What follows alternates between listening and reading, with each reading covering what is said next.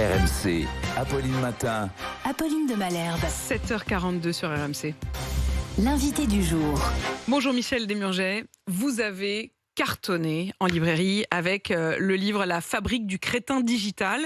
Et vous venez de sortir la suite. Faites-les lire. Vous êtes docteur en neurosciences. Vous avez vu ces résultats abominables, honnêtement, hier. On est très très mauvais à l'école. Le classement PISA publié hier le confirme. Pourquoi on est si nul ? Mon Dieu, en général, après ça, on rajoute 8 heures. Non, il y a des problèmes qui sont liés à la structure de l'école, à la façon dont les enfants sont pris en charge. Et puis, il y a beaucoup de problèmes dont on parle moins, mais qui sont aussi liés à la famille. Voilà, c'est-à-dire qu'on est en train de se focaliser sur l'école. Il y a aussi des problèmes qui sont liés à la famille, liés à l'usage des écrans, liés à la façon dont on parle aux enfants, liés au volume d'interaction langagière qu'ils ont. Donc, il y a beaucoup de choses qui se passent hors du milieu scolaire. Et les anglo-saxons ont cette expression, j'ai jamais réussi à trouver une bonne traduction, qui s'appelle school readiness. Ça veut dire c'est la capacité à être prêt quand l'enfant arrive en cours à absorber les enseignements qui lui sont donnés. Et on oublie souvent qu'avant d'arriver à la maternelle, il se passe 3 ans, qu'il y a énormément de différences pendant ces 3 ans entre ce qu'ont absorbé les enfants ou pas.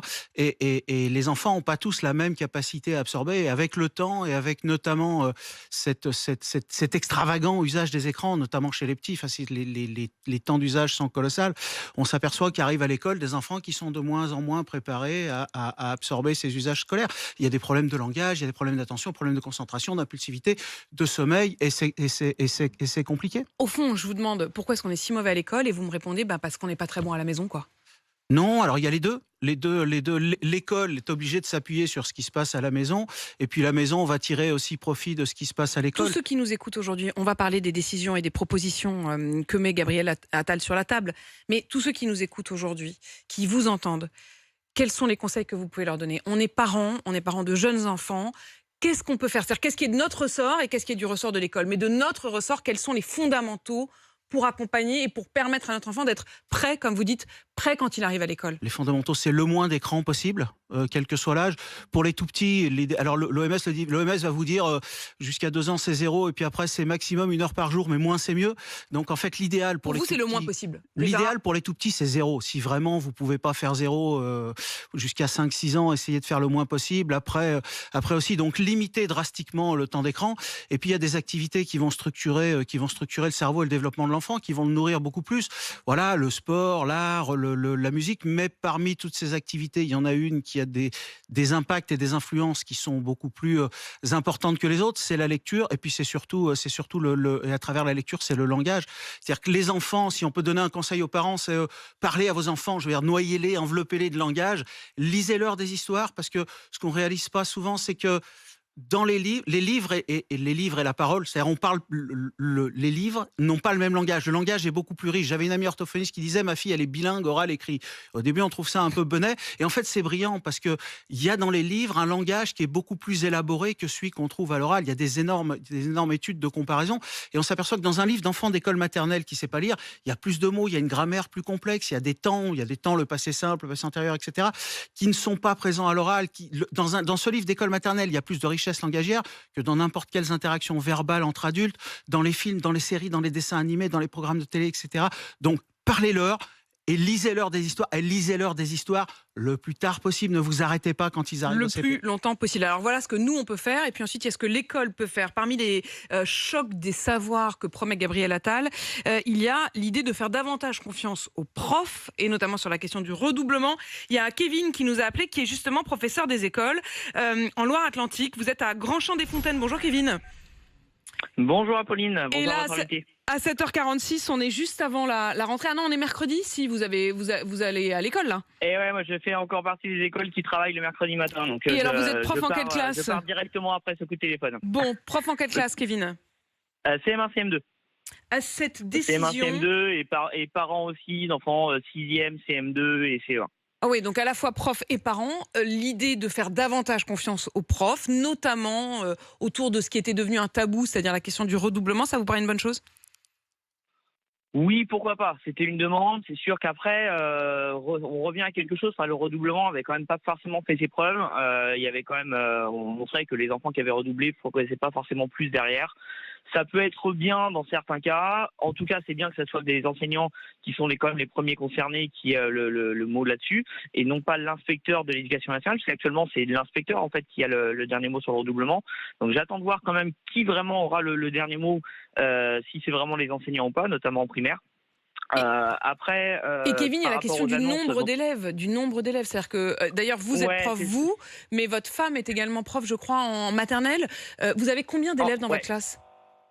Alors, moi, cette année, j'ai de la chance, je suis à 24. Et en fait, c'est le nombre idéal. J'ai à 24 parce que j'ai un double niveau CM1, CM2. D'accord. Mais là, sur les perspectives qu'on a pour l'année prochaine, on fermera une classe a priori sur l'école. Et j'aurai une classe à 29 ou 30 a priori sur ce qu'on prévoit. Les seuils pour la petite section, donc le niveau de ma femme, sont également autour de 30. Donc par rapport à tout ce que disait votre invité juste avant sur le bain de langage justement, moi dans mon idéal de l'école républicaine, c'est justement à l'école de compenser ce que les enfants ne peuvent pas avoir dans certaines familles. Et un enfant qui déjà n'a pas eu les conditions langagières dans sa famille de 0 à 3 ans, qui débarque à 3 ans dans une classe de petite section à 30, eh bien, il les aura pas non plus, parce qu'il pourra pas avoir. Il y a 2 adultes, il y a l'enseignant et l'ATSEM. Quand l'ATSEM est à temps plein, parce que c'est pas le cas dans toutes les communes, et clairement, il va pas pouvoir recevoir cette quantité de langage construit qu'il devrait pouvoir avoir.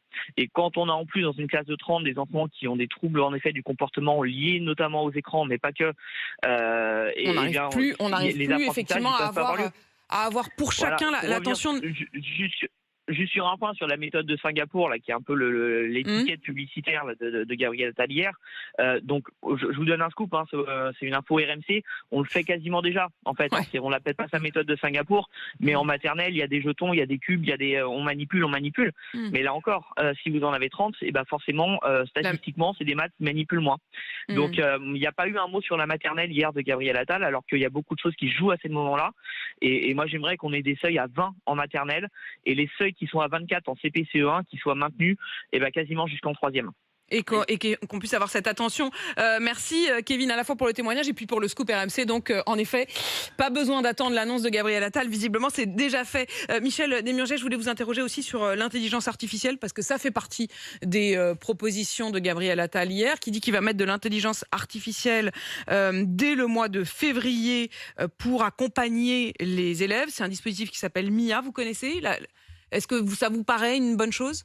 Ou alors au contraire c'est un peu comme d'habitude, à chaque fois on nous met, alors on nous a mis les tablettes, on nous a mis l'informatique, on nous a mis les MOOC, on nous a mis tout ça, tout à fait pchit. Et je pense qu'avant de se lancer sur ce genre de choses à grande échelle, ça serait peut-être bien de tester l'efficacité de la chose. Voilà, on s'aperçoit que les enfants notamment, parce que notre cerveau, ce qu'il faut comprendre, c'est que notre cerveau réagit pas du tout pareil en face d'une machine, même en face d'une personne en vidéo, que face à une personne réelle. C'est-à-dire que si je vous vois là, mon cerveau réagit beaucoup plus intensément que si je vous voyais exactement dans les mêmes conditions. Si on avait fait par Skype sur un écran, ça serait pas du tout la même réaction. Donc l'adulte, il arrive à compenser, ça lui demande une attention supérieure, mais il compense, et c'est pour ça que c'est si difficile ces cours en ligne, et c'est pour ça qu'il y a un taux d'abandon qui est tellement important sur ces cours en ligne. Mais les enfants, le déficit est tellement marqué que les chercheurs appellent ça le déficit vidéo. C'est-à-dire que, par exemple, pour prenez une poupée, il y a un gros lot dedans, je mets vers un enfant de 9 mois, 1 an ou 2 ans, je sors le gros lot, je le fais teinter, je le remets, il va l'imiter très facilement si c'est fait en réel, si je suis en face de lui. Si je lui montre exactement la même chose à travers un écran, il l'imitera pas. Et il y a plein d'études comme ça. Et c'est particulièrement marqué, ce genre d'études, il y en a des dizaines, pour le langage. C'est-à-dire qu'un mot que l'enfant va très facilement apprendre, quand ses parents lui disent c'est une table ou quelque chose comme ça, à travers une vidéo et à travers ce genre d'outils, il va jusqu'à 18, 24 mois, il va rien apprendre du tout, ça va être aléatoire. Et puis ensuite, il va apprendre, mais beaucoup, beaucoup, beaucoup moins vite que ce qu'il va pouvoir apprendre avec un adulte. À Donc, la fois peut-être qu'il faudrait peut-être tester le truc. Et quand avant on de voit le qu'effectivement, vous dites tout à fait pchit, on voit que d'autres pays comme la Suède, par exemple, sont carrément revenus totalement de l'idée de ces manuels qui étaient des manuels sur écran. Et finalement, ça ne va que dans le sens de ce que vous dénoncez. Les études PISA, qui sont effectivement catastrophiques, il faut que les gens se rendent compte. C'est-à-dire, par exemple, en maths, faut vraiment, en maths, par exemple, un enfant de 3e en France fait ce que fait un enfant de CM1, CM2 à Singapour. Il y a un moment donné, il faut traduire les chiffres. Et donc, les études PISA montrent que plus on numérise le système scolaire, les systèmes scolaires qui ont le plus numérisé sont ceux dans lesquels les enfants ont eu les moins bonnes progressions et sont les moins efficaces. Il faut mettre des humains, il y a pas de secret. Des humains, des livres. Oui, le prédicteur le plus fort de la qualité d'un système scolaire, c'est la qualité des enseignants en termes de recrutement et de formation continue. Et puis il faut peut-être surtout, je pense, remettre l'accent sur vraiment ce qui sert. La lecture, on minimise l'impact de la lecture et la façon de la transmettre parce que c'est vraiment, s'il y a un truc, on nous a parlé beaucoup de l'apprendre à apprendre, mais s'il y a vraiment une machine qui développe l'intelligence et qui a une machine d'apprendre à apprendre qui permet d'apprendre tous les éléments, c'est essentiel à la réussite scolaire, mais dans tous les domaines, en mathématiques, en français, en philosophie, partout. C'est la lecture et c'est le langage. L'humain, c'est une intelligence langagière. En fait, on a un cerveau et c'est formidable de pouvoir s'en servir. Michel Desmurget, merci en tout cas d'être venu ce matin dans ce studio. Je rappelle le titre de votre dernier livre, Faites-les lire pour en finir avec le crétin digital. 7h52 sur la